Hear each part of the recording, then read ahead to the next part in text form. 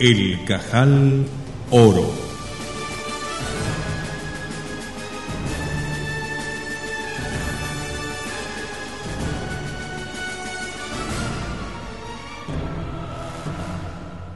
«15 años de paz para un mundo financiero que ha saboreado los suculentos negocios de la Primera Guerra Mundial es demasiado». A fines de 1933, los fabricantes de armas, los constructores de buques de guerra, los productores de estaño, cobre, antimonio, los acaparadores de materias alimenticias y especialmente los banqueros andaban desesperados. Es verdad que la prolongada crisis había en parte compensado las pérdidas de la paz, pues pudieron por precios viles adquirir las más valiosas propiedades y los mejores títulos. Pero esos bienes quemaban aquellos pálidos dedos semíticos, solo aficionados a acariciar el oro. Repugnábales el dirigir una fábrica, administrar una estancia, organizar un ferrocarril, tratar con peones y obreros. Andaban pues impacientes por liquidar todas estas empresas y volver a su especialidad.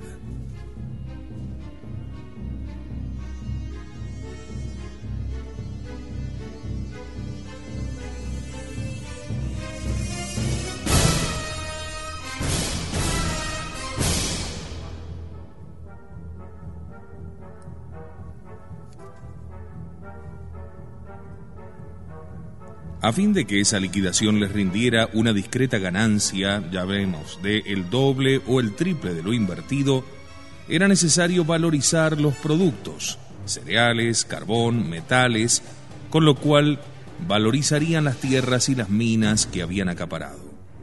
Existía además otra razón para no prolongar la crisis. Se estaban poniendo en discusión las bases de la economía que hiciera la grandeza de los prestamistas. El mundo, como el enfermo de Dante, quería cambiar de postura. Ya se oían protestas en las universidades contra los principios clásicos. Ya algún economista denunciaba la doctrina de la moneda como la verdadera causa de la angustia mundial. La banca judía se alarmó. Trastornar las reglas financieras del mundo liberal construido por ella y para ella era robustecer a los productores e independizar a los gobiernos. Decididamente, 15 años de paz eran demasiado. Una buena guerra levantaría los precios, sofocaría la voz subversiva de aquellos profesores y permitiría que el Cajal siguiera conduciendo al mundo por las vías del anticristo.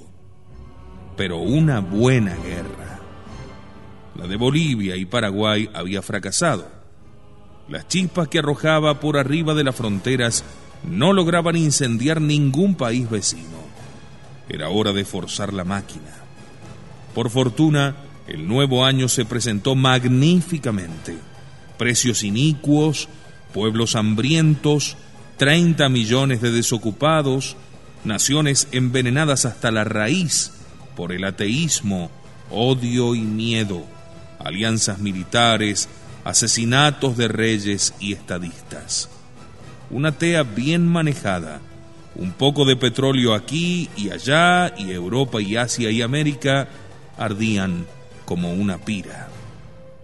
Todavía la tierra sentía el asco de la sangre y los gobiernos titubeaban ante la nueva carnicería. El Cajal tenía que forzar la máquina. Decir a Francia, Alemania se está armando. A Estados Unidos decir, Japón se está armando. A Italia, Yugoslavia se está armando, para que hicieran lo mismo y se activara la carrera de armamentos y se iniciaran así sus grandes negocios. Si vis pacem, para bellum.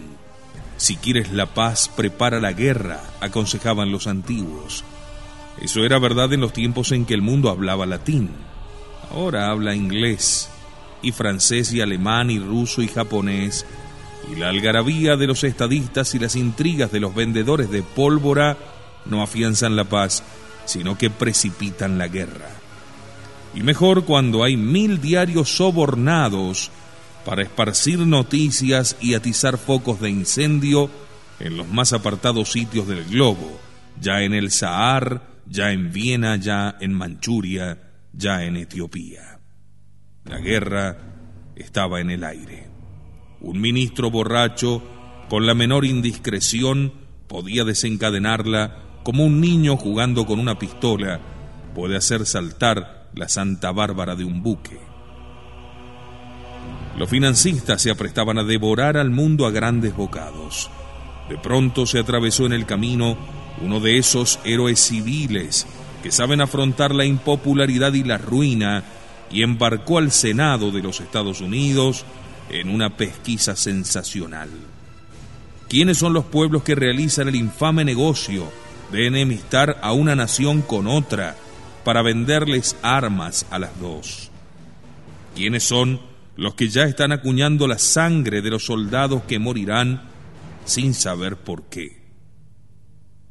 Descubrióse que los fabricantes de armas y de municiones untaban la mano a personajes de todos los países, a fin de que se suscitara la fiebre armamentista.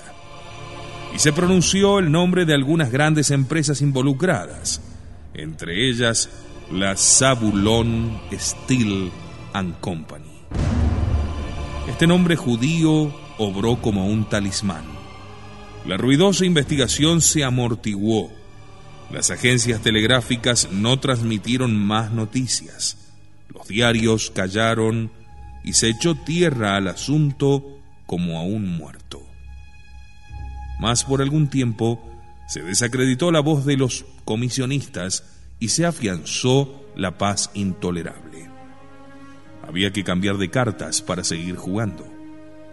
De tiempo atrás existía entre el Japón, Inglaterra y los Estados Unidos un tratado que les impedía construir buques más allá de cierta proporción.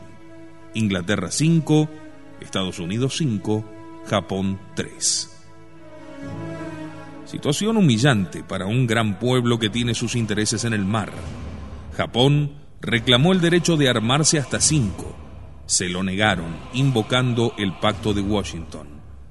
Se entabló entre América, Europa y Asia una áspera polémica.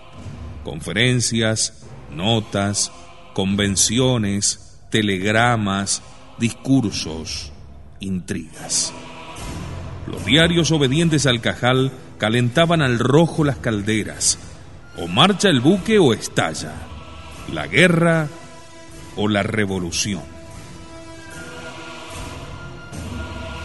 En julio, el canciller de Austria, Dollfuss, caía asesinado. La sensación de la guerra fue tal que en agosto, al final de las maniobras del ejército italiano, Mussolini pronunció un gran discurso anunciándola como inminente. Los Estados Unidos transportaron $2.000 millones en oro que tenían en bancos del Pacífico al interior del país por temor a un ataque japonés. En septiembre, al cumplirse 3 años de la invasión de la Manchuria por el Japón, 100.000 soldados rusos aparecieron a lo largo de la frontera siberiana en previsión de otro conflicto. En octubre, asesinaron al rey de Yugoslavia y al ministro Bartú, y la guerra estuvo a punto de estallar entre Yugoslavia y Hungría. Pero Italia apoyó a esta y el nublado pasó.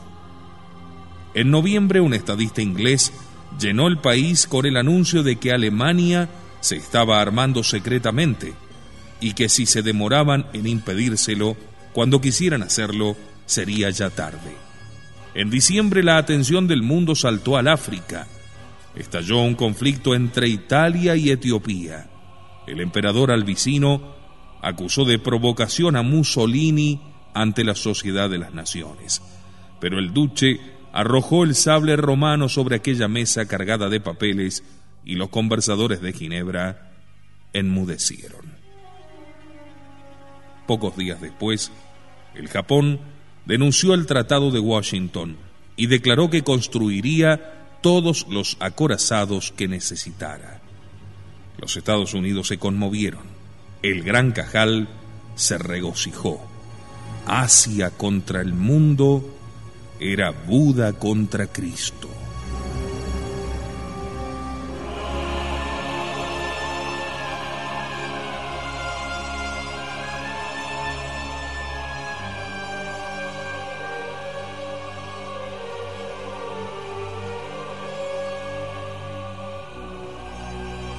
Ese mismo día el precio del antimonio subió en Londres 7 libras esterlinas por tonelada. Hábil maniobra de los banqueros. En vez de la palabra desacreditada de los comisionistas de armamentos, ahora hablaba la bolsa. Es sabido que todos los gobiernos vigilan los preparativos militares de las demás naciones. Sus expertos no se limitan a leer las estadísticas, que son muchas veces adulteradas. Hay indicios más elocuentes, y estos son el precio de ciertas materias indispensables para la fabricación de municiones. Un alza brusca del algodón, del wolfram, del plomo, los preocupa más que un discurso de Mr. Chamberlain o de Mr. Tardieu. Ese día, pues, corrió por el vasto mundo aquella pequeña noticia: el antimonio, que valía 37 libras esterlinas la tonelada, subió a 74, y de ellas tan solo 7 en un día. Al mismo tiempo desparramábanse la interpretación del hecho.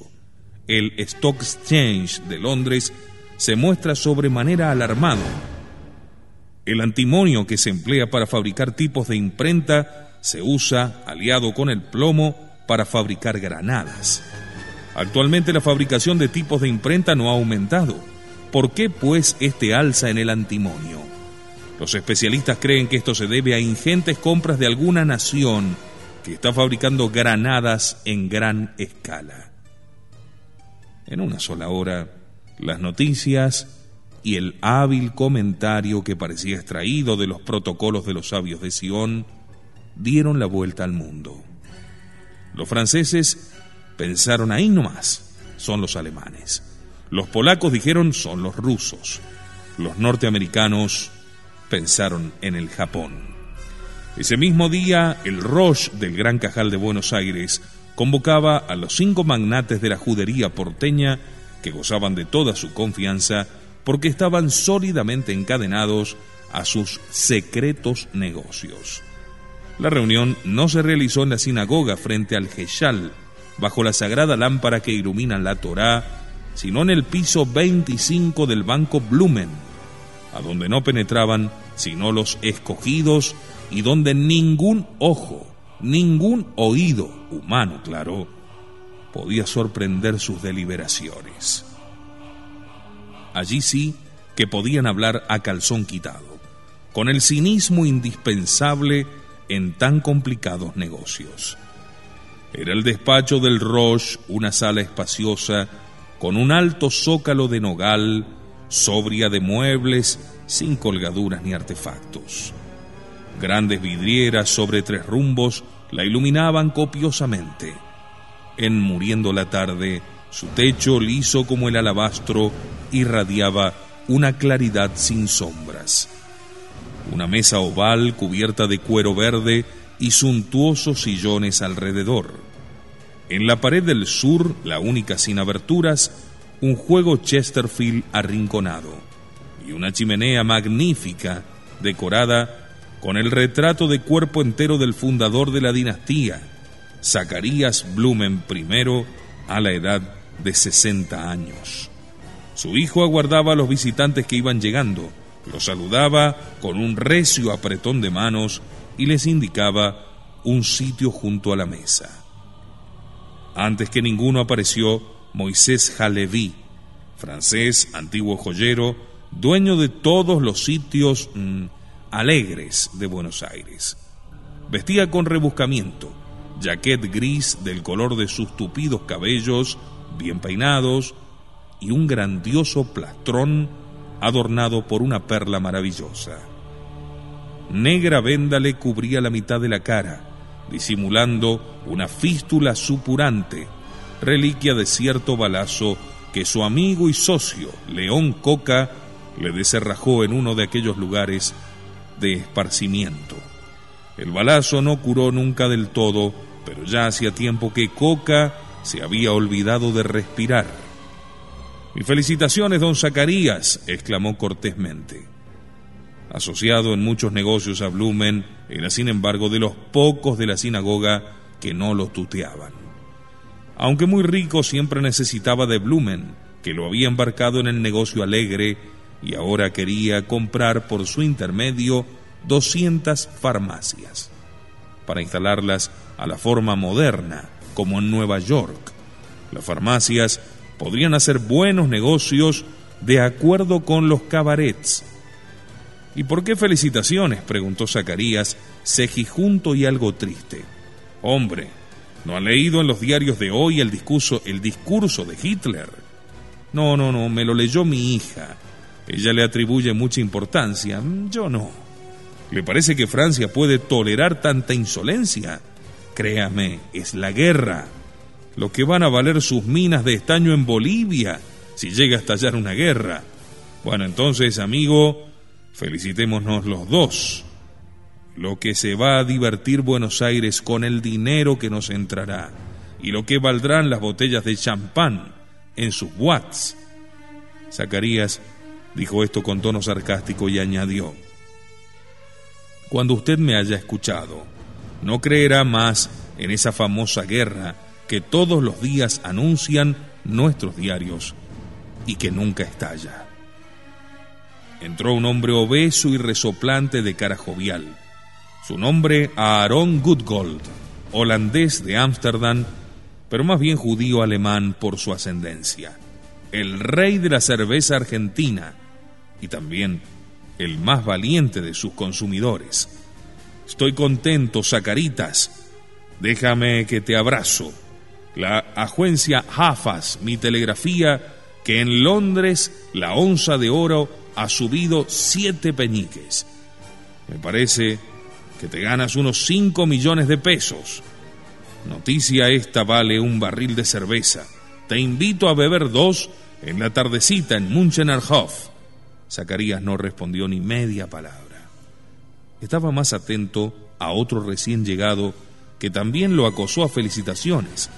«Pero no te lo dije, Zacarías, Mussolini es nuestro hombre. Ha declarado que la paz es muy hermosa, pero que la guerra es mejor. Antes de un mes le habrá pegado fuego a toda Europa. Lo que van a valer tus vacas, hermano mío, y tu dinero fresco y al alcance de la mano».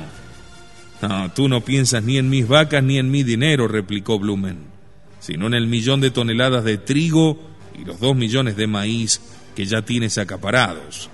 ¿Cuánto más van a valer si estalla la guerra, no? No, pero no va a estallar. Si estuviera en tus manos no estallaría. Afortunadamente hay otros hombres mejores que tú al frente de los pueblos y de los cajales». Zacarías le dio la espalda. Aquel era León Sitinsky, nacido en Cracovia, pero llegado al país apenas de 2 años. Ahora tenía 50, labios gruesos y húmedos, por supuesto fama de buen vividor, cara de zorro, ojos verdes y una barbita rubia que le servía para entretener las manos en los momentos de perplejidad. Había sacado carta de ciudadanía y más de una vez pensó meterse en política con la esperanza secreta de alcanzar altos destinos en un país de leyes tan liberales. Por de pronto era más poderoso que la lluvia y que el sol.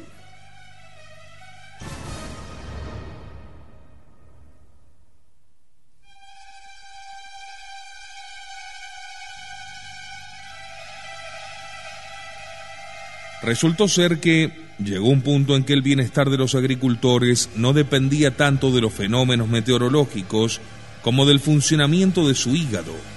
Si amanecía de mal humor y pesimista, los precios de las cosechas caían vertiginosamente. Si el vino de la cena le había sentado bien, los precios repuntaban. Claro está, el hombre que manejaba la bolsa de cereales y el clima también manejaba su hígado. Y así ocurrió que un día en que apareció con la cara verde y mirándose la lengua blanca en un espejito de bolsillo, los especuladores olfatearon el derrumbe y se apresuraron a vender, especulando con la baja, y perdieron sumas enormes, porque León Sitinsky ordenó a sus 500 agentes que compraran y los granos subieron, después que él hubo llenado sus depósitos. Agreguemos para mayor precisión que cuando los cereales bajaban, a punto de no compensar los gastos del agricultor, podía calcularse que el 90% de la cosecha se hallaba sin vender en las chacras. Y cuando subían, los agricultores ya no tenían nada. Habíanlo vendido todo a precios viles semanas antes. El cuarto en llegar fue Lázaro Wolko, checo, rey de las lanas sucias y de los cueros sin curtir. Y el quinto y último, aquel polaco extravagante, Yehuda Migdal, que conservaba la barba talmúdica y entraba con el sombrero puesto haciendo gala de rigorismo ritual. Por su parte era el rey de las hipotecas argentinas. Tenía hipotecadas a su favor más de 500 leguas flor en la provincia de Buenos Aires y más de 200 manzanas en la capital federal. Se jactaba de haber descubierto un medio de ganar el 14% prestando al 8%. Explicaba: todo consiste en hacer un buen contrato con intereses punitorios. El cliente siempre firma, creyendo que va a cumplir. De 5, 3 no cumplen, y entonces caen dentro de mis cláusulas penales, que allí sí los estrujan bien. La índole de sus negocios le permitía ser desaliñado en la vestimenta y hasta grosero en los modales. Sus clientes, medio ahorcados, aguantaban cualquier estilo, y era un deleite vengar el hambre y los pogroms que sufrió de niño en su tierra, sobre las humilladas espaldas de los goyim argentinos. Yehuda Migdal hablaba correctamente todos los idiomas conocidos, y hubo estado en un lugar a punto de ser electo Roche en vez de Blumen, porque en la casa Reingold era muy estimado. Zacarías cerró la puerta con llave y ocupó su sillón de la cabecera.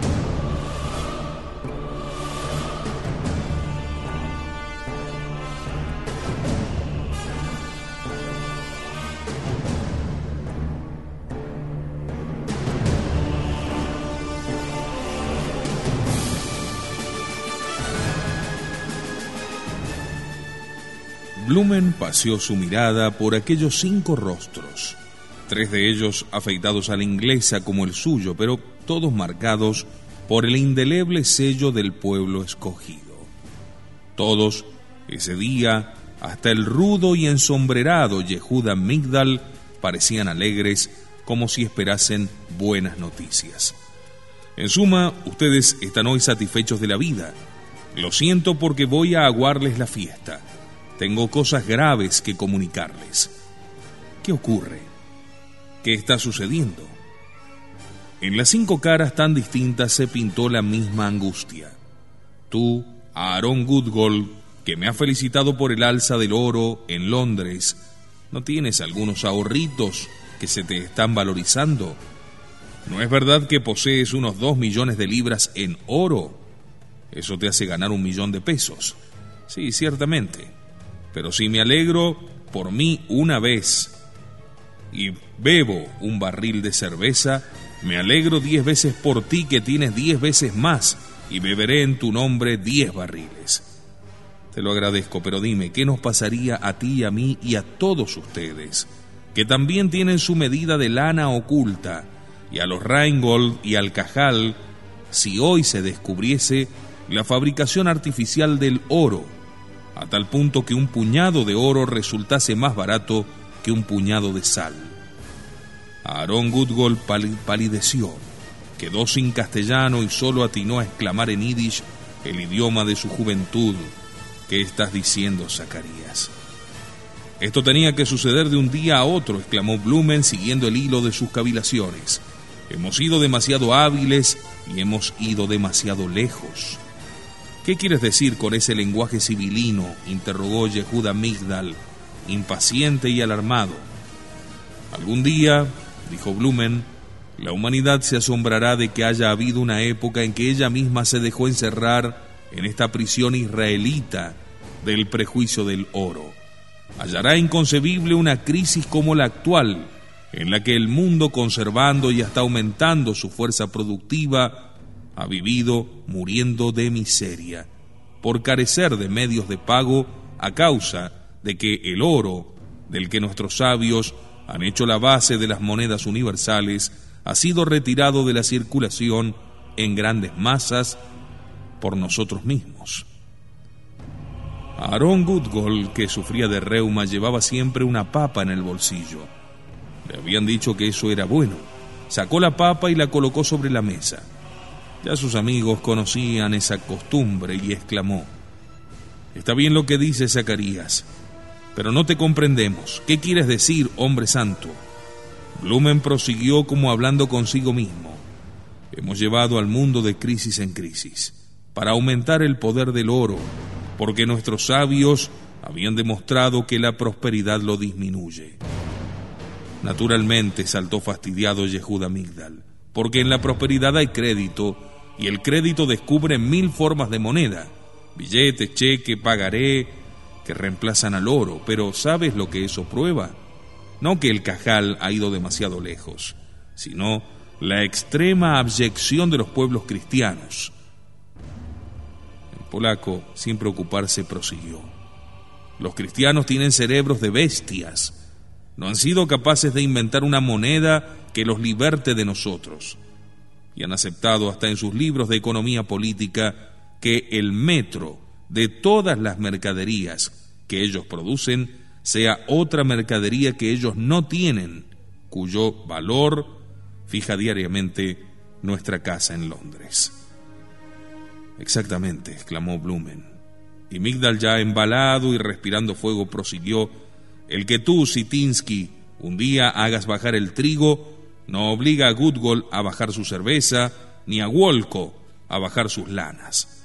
Pero cuando Rheingold levanta el precio del oro, de un solo golpe deprime el de todas las mercaderías que se pagan con oro». Lo miró a Blumen y le dijo: «Y tú, Roche, has dicho una tontería. El cerebro de los Goyim no es capaz de inventar un oro artificial. Solamente un israelita podría hacerlo y se guardará muy bien de ello».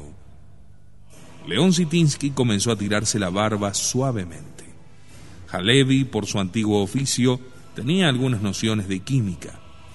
«No es nueva», dijo, «la ocurrencia de que alguien fabrique oro, y hasta hay quien lo ha logrado. Pero 1 gramo de ese oro artificial cuesta 5 o 6 del oro natural en carbón y drogas y trabajo». Todos quedaron pensativos. Sitinsky continuaba tironeándose los pelos. Cuando arrancaba alguno lo examinaba a contraluz, como si esperase hallarlo de oro. Goodgold recobró su castellano y quiso plantear bien la cuestión. Ese inventor quiere mantener secreta su invención para explotarla comercialmente. No. Supongamos que sea un sabio a quien no le interese más que la gloria del descubrimiento. Lanzará su fórmula a todos los vientos y antes de 3 meses no habrá laboratorio que no fabrique oro a toneladas. Si ese hombre existiera, dijo Yehuda Migdal, habría que callarlo. ¿De qué manera? ¿Y tú, Roche, lo preguntas? De cualquier manera. Pero ese hombre no existe. Blumen se aferró a la primera cuestión. Yo necesito que me digan lo que sucedería si hoy se supiera que el oro se puede fabricar por toneladas al precio del plomo. Halevi respondió: si el inventor fuese judío, no es judío, es cristiano y odia a los judíos. Bueno, pero hay muchos cristianos que odian a los judíos y sin embargo los imitan cuando se trata de negocios. Si ese inventor quiere proceder comercialmente, ya he dicho cómo procederá. Publicará su fórmula en los diarios y antes de 3 meses, los 2 millones de libras de Goodgold equivaldrán a 20 o 30 toneladas de plomo, que valen unos 15.000 pesos papel. Poco a poco, replicó Halevi. Si el oro pierde su valor, nuestros billetes garantidos por el oro de la caja de conversión no valdrán nada, y Goodgold no querrá dar su plomo ni por 200 millones de ese miserable papel. Es decir, no habrá perdido, entonces habrá ganado. Y se echó a reír estrepitosamente. Pero es que esos 200 millones no servirán ni para comprar un pan, como los billones de marcos alemanes allí en 1923. ¿Quieres decir que todo papel garantido por oro valdrá 0? Preguntó Migdal. Pero el papel argentino tiene por garantía, además del oro de la caja de conversión, la firma del gobierno, y este hará siempre honor a su firma. Exclamaba Blumen, que había pensado toda la noche el asunto. El gobierno hará honor a su firma. Pero como en definitiva solo ha prometido pagar tantos gramos oro por cada peso papel, no le costará nada hacerlo, estando el oro más desvalorizado que la sal. Cierto, será la desaparición de las monedas actuales, dijo Halevi. Sí, habrá que inventar otras monedas garantidas por cereales como los warrants, o por tierras y casas como las cédulas hipotecarias. Sí, probablemente. Y entonces, claro, será el descrédito y la quiebra de los gobiernos. No, contradijo Blumen. Será todo lo contrario. Será la liberación de los gobiernos que con puñados de sal lograrán pagar sus deudas. Será la salvación de todos los deudores particulares que en la misma forma pagarán a sus acreedores. Será la quiebra de los prestamistas y muy especialmente de la banca judía. Y será la ruina del Cajal, que habrá perdido su instrumento de dominación. Reflexionaron en silencio un rato. Lázaro Wolko apuntó una observación. El nervio de la guerra es el oro, y aniquilado el oro, se volverán imposibles las guerras. Siempre habrá guerras, contestó Blumen. Guerras nacionales, de independencia, guerras religiosas, se harán con otras armas y con otras monedas. Pero esas monedas no estarán ya en nuestras manos. Los negocios de las guerras no serán nuestros. Estamos en el reino de la fantasía, exclamó Goodgold. Ni el oro ni la cerveza dejarán de valer mientras exista el mundo.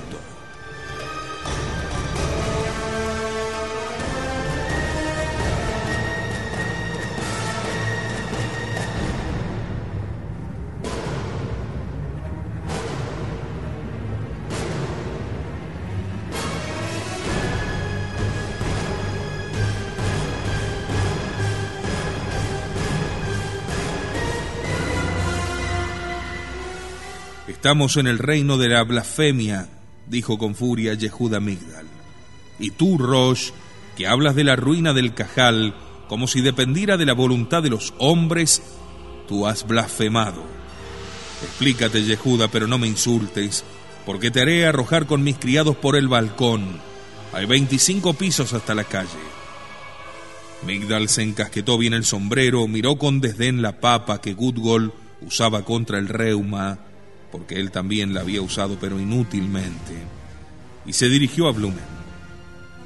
Hemos sido electos para gobernar el mundo, y están a punto de cumplirse las profecías, y tú nos vienes a anunciar la ruina del Cajal. Pero espera, déjame explicar el porqué. Aguarda, Rosh. Mira lo que está pasando a tu alrededor. Ya la mayoría de los pueblos cristianos celebran nuestra fiesta. Hemos sabido infiltrar en las leyes el descanso del sábado judío, además del domingo cristiano. Sí, no tardaremos en hacer desaparecer el domingo, dijo Lázaro Wolko. El triunfo es seguro y está cercano. No tenemos ejércitos, pero dominamos la mayoría de los grandes diarios y de las agencias de publicidad y gobernamos los nervios de la humanidad. Asesinad cristianos en México, en España, en Rusia. Eso no tiene ninguna importancia. No lo transmiten nuestras agencias de noticias, no lo publican nuestros diarios. Pero atropellad un judío en Alemania o en Polonia y escucharéis el grito del mundo: intolerancia, persecución, antisemitismo. El mundo que no ha llorado el martirio de 1 millón de cristianos en Rusia rasgará sus vestidos, porque a un profesor judío le han quitado en Berlín una cátedra, o porque en Buenos Aires a un rufián judío lo han echado del país. Eso es verdad, exclamó Gutgol acariciando la papa. Somos el pueblo elegido. Continúa, por favor. Nuestros escritores han descompuesto la sangre del mundo cristiano inyectándole el veneno del liberalismo. Liberalismo en finanzas, que es la doctrina del oro y del libre cambio. Liberalismo en política, esto es la democracia, el sufragio universal. Liberalismo en religión, es decir, enseñanza obligatoria y atea, para que los niños aprendan lo que a nosotros nos conviene.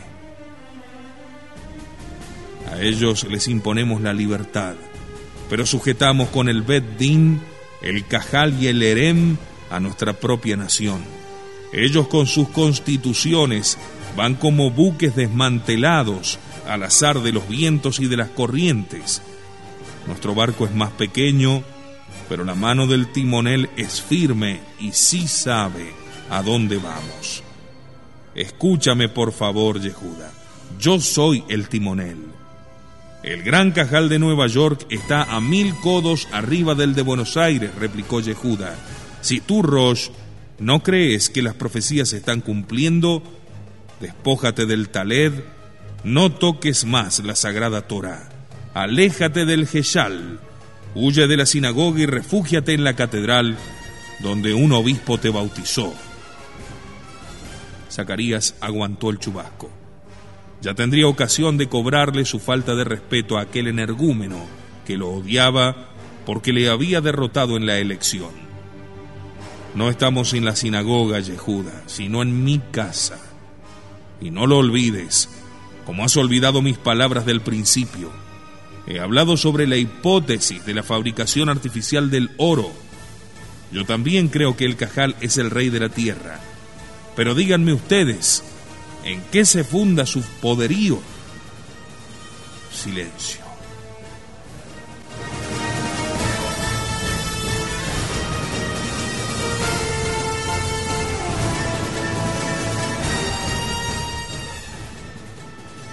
Se funda en que es el elegido de Dios. Vamos, déjate de frases. No mezcles el santo nombre de Dios en nuestros negocios. El Cajal domina la tierra, porque nosotros hemos sabido concentrar en nuestras manos la mayor fuerza del mundo moderno, el oro.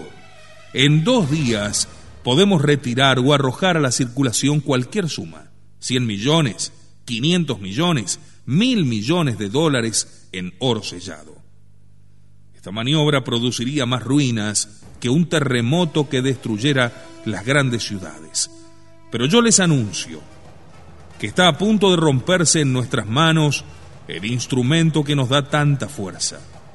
Yo, Rosh del Gran Cajal de Buenos Aires, yo, el hombre que posee más oro contante en el mundo, les afirmo la existencia de una invención que destruirá nuestro poderío como una torre edificada en la arena. León Sitinsky era el único que no había hablado y sonreía como si estuviera por contar una historieta graciosa. Zacarías Blumen acabó por increparlo. ¿Y tú que callas? ¿No tienes nada que decir? Sí, claro que tengo. ¿De dónde sacas esa peregrina ocurrencia de que el oro, nuestro ídolo, dejará de ser el más precioso y codiciable de los bienes de este mundo? Se atusó la barba y apoyando las manos en la mesa miró a Blumen. Este preguntó: ¿Ninguno de ustedes conoce a Julius Ram? Sí, todos les conocían. ¿Y ninguno de ustedes sabe cómo se han salvado de la quiebra del Banco Sudamérica su presidente Fernando Adalid y la propia institución? León Sitinsky volvió a tironearse la barba y a sonreír. A ver, explícanos lo que tú sepas. Gracias a ese Julius Ram que ha descubierto la fabricación artificial del oro. Adalid es su capitalista. Se trabaja en su laboratorio día y noche. Los 5 magnates se miraron las caras. ¿Por qué sonríes, Sitinsky? ¿Y tú, Zacarías, has creído esa fábula? ¿Sabes quién primero la echó a rodar, si es que no la inventó? Tu propia hija, la incomparable Marta. Pero ella reconoce la impostura, en cambio tú... Blumen lo interrumpió. Mi hija no reconoce que sea una impostura. Esa es la explicación de por qué el Banco de Sudamérica no ha quebrado. Sitinsky soltó una carcajada. Yo sé otra y es la verdadera. A ver, escúchenme. Adalid ha dicho al presidente del Banco de la Nación: la ruina del Banco de Sudamérica será la ruina de otros, quizá de todos los bancos, y sin duda la ruina del país. Por patriotismo hay que salvarlo de cualquier modo. El presidente le dijo: dígame usted, ¿qué modos hay? Adalid le dijo: fabriquemos oro. El presidente le dijo: ¿cómo es eso? Y Adalid le habrá referido los trabajos de Julius Ram y terminado así: no es necesario que fabriquemos oro realmente, basta que la gente crea que lo fabricamos. El crédito o el descrédito de un banco no depende del dinero que tiene, sino del que el público cree que tiene. Présteme secretamente 200 millones. Mi banco hará frente a la corrida y daré como explicación que Julius Ram fabrica oro que yo cambio en billetes en la caja de conversión. La noticia va a contagiar al mundo entero. El oro saldrá de sus escondrijos y volverá a animar el comercio. La crisis pasará y la humanidad le agradecerá a usted y a mí la patraña con la que nos hemos salvado. Esto dijo Sitinsky por cuenta de Adalid. Pero sus 5 oyentes acogieron con muecas su historia o su apólogo. ¿Usted oyó eso o es que lo ha soñado? No, lo he deducido de los hechos. Había que sostener al banco y el candidato oficial a la futura presidencia. Blumen se encabritó. Falso es eso, no existe candidatura oficial. Si hay aquí alguna patraña, esa es tu explicación. En cambio, yo les voy a mostrar la prueba de que Ram está fabricando oro a gran escala, y no solo para Adalid, sino también para la casa Meyerbeer. Anoche lo he podido comprobar. ¿Qué has visto?, preguntaron. He visto el laboratorio donde Julius Ram del plomo y del mercurio extrae un oro más fino que el de las minas del Transvaal. He visto paletadas de escoria que valían millones desparramadas como residuos en las calles de un jardín. Y las he visto fundirse en el crisol y convertirse en lingotes de oro. La hija de Ram ha llenado un frasco de esas escorias y me lo ha dado como recordatorio de mi visita. ¿Qué creen ustedes que sea esto? Halevi hundió sus manos expertas en aquello que parecía un montón de ladrillo machacado y exclamó demudado: esto es oro, de 24 quilates. Si tuviera un crisol... Blumen abrió una puertecita disimulada por el alto zócalo y mostró a Halevi un pequeño laboratorio donde el banquero y su hija habían realizado experimentos de alquimia. Los 6 se agolparon detrás del antiguo fabricante de joyas. Halevi tomó 2 gruesos puñados de aquella arena opaca y rojiza y los depositó en un vaso de tierra refractaria sobre la que proyectó la llama azul y potente de un pico de gas. A los pocos minutos, los gránulos empezaron a licuarse y un rato después, la opaca arena se había transformado en un coágulo trémulo y brillante bajo el ígneo chorro del soplete. Halevi volcó en un molde el crisol y con unas tenazas levantó el lingote formado y lo metió en un cubo de agua fría.